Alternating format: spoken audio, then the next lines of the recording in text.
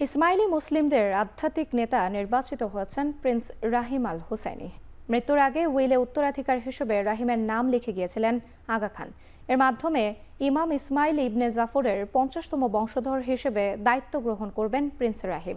শিয়া মুসলিমদের দ্বিতীয় বৃহত্তম গোষ্ঠী হিসেবে পরিচিত ইসমাইল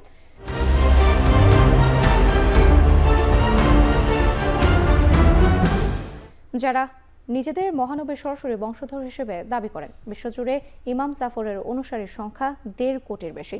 গেল মঙ্গলবার লিপসনে ৮৮ বছর বয়সে শেষ নিঃশ্বাস ত্যাগ করেন আগা খান। ধারণা করা হয় তার সম্পদের পরিমাণ $১,৩০০ কোটি। এশিয়া ও আফ্রিকার বিভিন্ন অঞ্চলে ক্ষুধা ও দারিদ্র্যের বিরুদ্ধে লড়াই করেছেন আগা খান ফাউন্ডেশন।